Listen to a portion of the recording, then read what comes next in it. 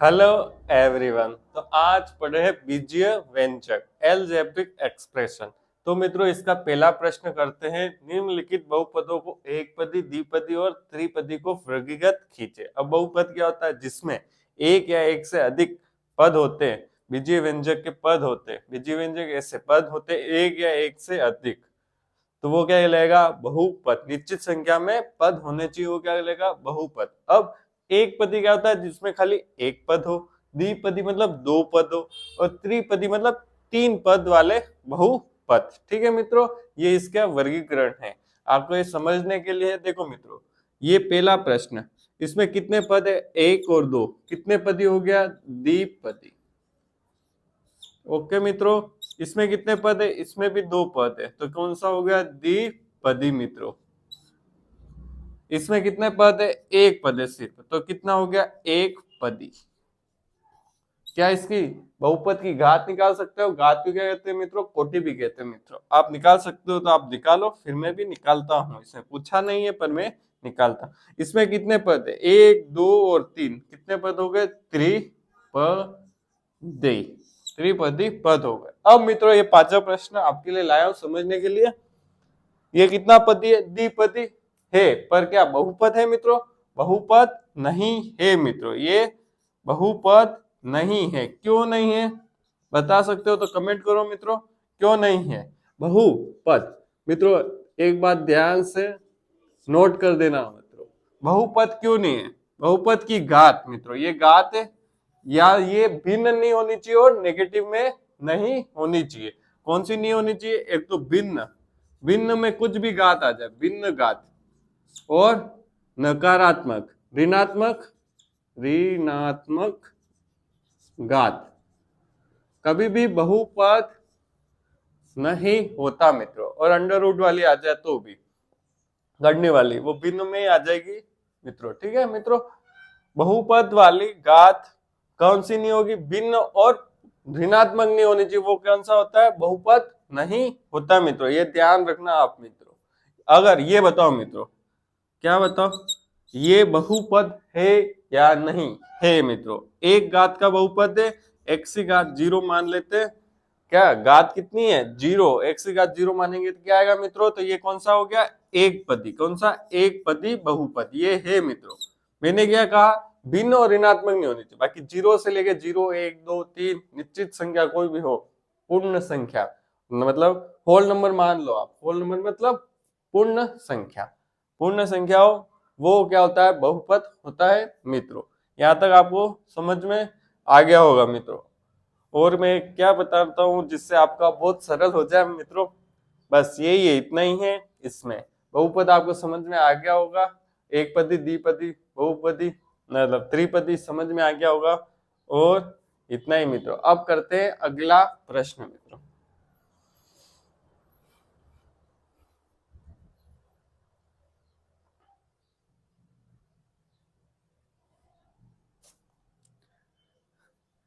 इसी प्रश्न में बहुपद की घात कोटि है, वो बताना मैं भूल गया, वो बता देता हूं। इसकी कितनी कोटि होगी मित्रों? इस बहुपद में जिसकी सबसे घात बड़ी होगी, क्या होगी मित्रों? बड़ी होगी, वो होगी इसकी बहुपद की घात। कितनी है इसकी? कितनी है? तीन है, तो इसकी घात कितनी हो गई? तीन। घात तीन या फिर बहुपद की घात तीन या फिर कोटि तीन। इसमें कितनी है? दो। कितनी है मित्रों? दो। ये देखो, इसमें कितनी है? इसमें भी दो। इसमें कितनी है? तीन। तो ये घात कितनी हो गई? तीन घात। कभी भी पूछे बहुपद की घात, घात ज्ञात करो या फिर बहुपद की कोटि ज्ञात करो, तो कितनी आ जाएगी? जो सबसे ज्यादा है वो मित्रों। इसमें ये तो बहुपद ही नहीं है, इसमें कितनी है? जीरो हो जाएगी। बहुपद की घात जीरो। अब मित्रों अगला प्रश्न।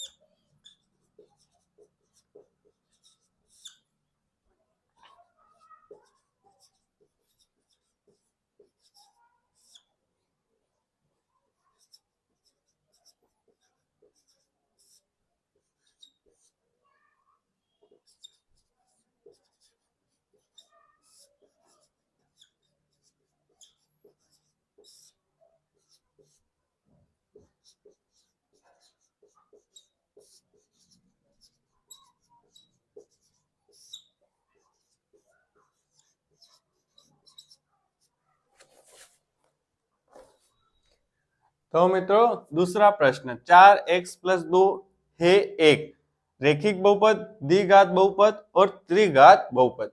मैंने बता दिया बहुपद, पहले ये बहुपद है या नहीं है मित्रों। इसकी घात की x की घात कितनी है, एक है मित्रों। कोई घात नहीं होती तो कितनी होती, एक होती। अब एक घात वाला क्या कहलाता है मित्रों, रेखिक बहुपद। मित्रों क्या कहलाता है, रेखिक बहुपद। अगर इस बहुपद की घात कितनी, दो होती तो द्विघात बहुपद, तीन होती तो त्रिघात। अब मित्रों मैं एक चीज लिखता हूं, एक पदी बहुपद। क्या लिखा मैं तो देखना, आप समझना क्या चीज है, द्विपदी बहुपद। जितना ज्यादा आप तुलना करके पढ़ेंगे उतना ज्यादा आपके कॉन्सेप्ट क्लियर होंगे, बिल्कुल क्लियर होने चाहिए। आपको कोई कंफ्यूजन ही नहीं होना चाहिए मित्रों। मैं आपका कंफ्यूजन दूर करने आया हूं मित्रों। आपने पढ़े हुए होंगे ये मित्रों, नहीं भी पढ़े होंगे तो आपके एक तुलनात्मक अध्ययन करके जितना ज्यादा पढ़ोगे मित्रों उतना ज्यादा आपके फायदा होगा। अब मित्रों क्या होता है, रेखिक बहुपद और एक पदी बहुपद में क्या अंतर है मित्रों, इसका अंतर है कि कोई भी बहुपद जिसका कितना पद होना चाहिए, एक होना चाहिए। कितना होना चाहिए मित्रों, एक। इसमें कितने पद है, एक और दो, दो पद है। तो कितने हो गया, दो पदी बहुपद है मित्रों। कितना है, दो पदी बहुपद के साथ क्या है, रेखिक बहुपद है। तो इसका क्या नाम पड़ा, द्विपदी रेखिक बहुपद। क्या नाम पड़ा, द्विपदी रेखिक बहुपद। ठीक है मित्रों, समझ में आ गया। त्रिपदी मतलब एक बहुपद में तीन पद है, और त्रिघात है मतलब बहुपद की सबसे बड़ी घात कितनी है, त्रिघात है। तो इसका और इसका कैसे भी कॉम्बिनेशन हो सकता है, आपका कॉन्सेप्ट क्लियर होना चाहिए मित्रों। वो क्या पूछेगा, द्विपदी त्रिघात बहुपद का उदाहरण है मित्रों। क्या पूछ लेगा वो, द्विपदी त्रिघात का उदाहरण है जिसमें खाली दो पद होने चाहिए और एक की घात कितनी होनी चाहिए, बहुपद की घात तीन होने चाहिए। तो मित्रों आपको समझ में आ गया हो। अब करते हैं मित्रों अगला प्रश्न।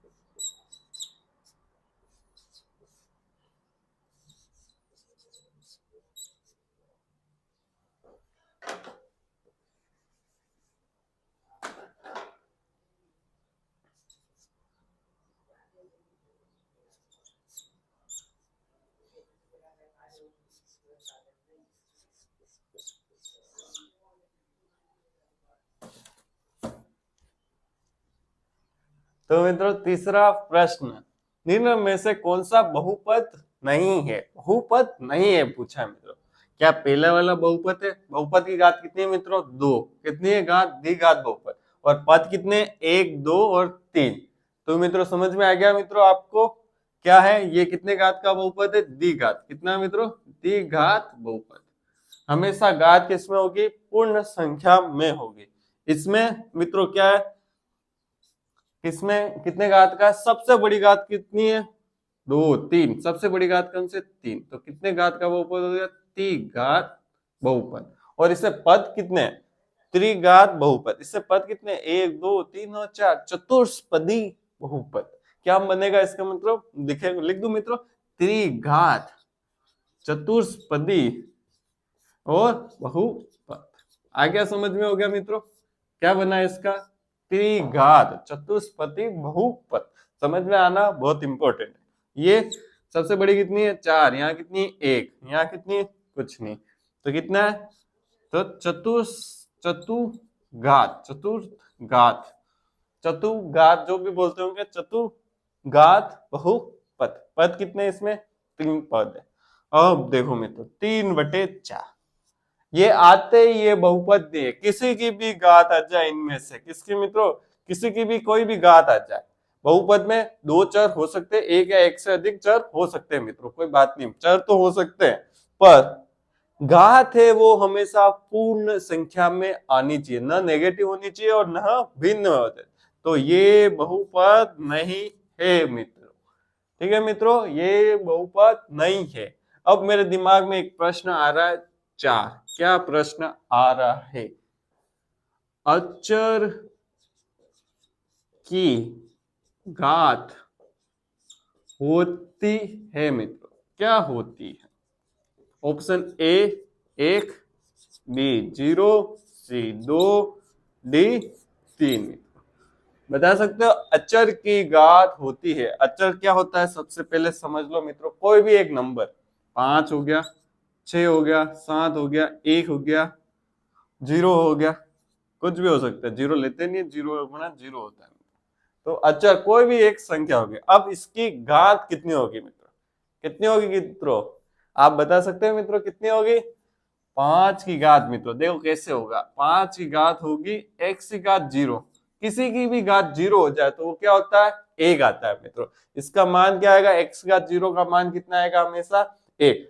किसी भी घात हो, जैसे 6 की घात 0 हो तो हमेशा मान क्या आएगा, 1 आएगा। ये बात हमेशा आप लिख देना कॉपी में, आपके इंपोर्टेंट नोट्स में क्या लिखना है, x की घात 0, मतलब किसी की घात 0 तो मान कितना आता है, 1 आता है। 1 का गुणा 5 से करेंगे तो वापस कितना आ जाएगा, 5।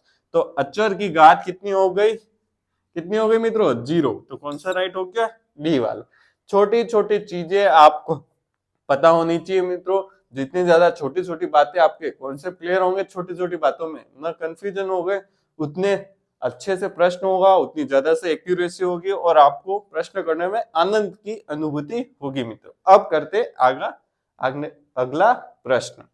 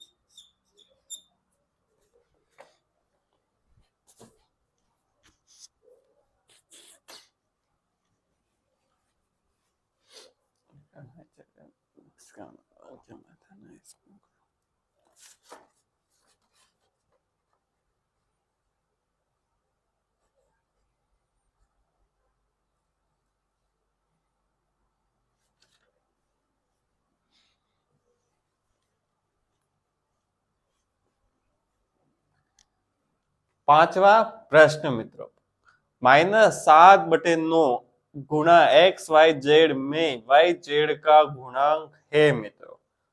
पहला ऑप्शन 7/9, दूसरा है 7/9 x -7/9 x और -7/9। मित्रों अब क्या पूछा है इसने, देखो YZ का गुणांक। आपको प्रश्न पूरा पढ़ना, किसका पूछा है, YZ का गुणांक पूछ रहा है। तो YZ को छोड़ के जो भी संख्या आ रही है वो इसका क्या गुणांक हो जाएगा, इस बीजीय व्यंजक का गुणांक हो जाएगा। मतलब YZ का गुणांक क्या हो जाएगा, -7/9 x। मित्रों गलती मत कर देना, आप खाली -7/9 मत कर देना। अगर वो पूछता है, किसका पूछता है, XYZ का गुणांक, किसका पूछता है, XYZ का गुणांक, तो मित्रों क्या होगा, -7/9 में। कंफ्यूजन आपका नहीं होना चाहिए मित्रों, छोटा छोटे कंफ्यूजन बड़ी समस्या पैदा करते हैं मित्रों। क्या होगा, XYZ का गुणांक YZ के गुणांक के अलावा -7/9 होगा। अब ये पूछ लेता अचर कौन सा है, इसमें कौन सा पूछ लेता, अचर। इसमें अचर कौन सा है, वो भी 7/9 होता। क्या होता, -7/9 अचर पूछता। तो क्या पूछ लेता, Z का गुणांक, Z का गुणांक तो क्या होता मित्रों, देखो Z का गुणांक क्या होता है, -7/9 XY। किसी का भी पूछ सकता है, उसको छोड़ के सारा उसका गुणांक होता है मित्रों। आपको अच्छे से समझ में आ गया होगा गुणांक का कॉन्सेप्ट। तो ये मेरी आवाज सुबह सुबह मित्रों थोड़ी खराब क्यों आती है, क्योंकि यहाँ ठंड रहती है। सुबह सुबह वीडियो बनाता हूँ, उसमें थोड़ी ठंड रहती है, इसलिए मैंने स्वेटर भी पहन रखा है मित्रों। तो यहाँ ठंड है, इसलिए थोड़ी आवाज में कमी आती होगी मित्रों। तो मित्रों थोड़ी ठंड आ गई है, इसलिए थोड़ा ऐसा हो रहा है। और वीडियो देखने के लिए बहुत बहुत धन्यवाद मित्रों। और मित्रों जो भी देखो मित्रों अच्छे से देखो, और क्या करना है, अपने गवर्नमेंट जॉब लेनी ही है। और चैनल को करना है, शेयर करना है, सब्सक्राइब करना है और लाइक करना है। और मित्रों वीडियो देखने के लिए बहुत बहुत धन्यवाद, और आप प्रैक्टिस करते रहना।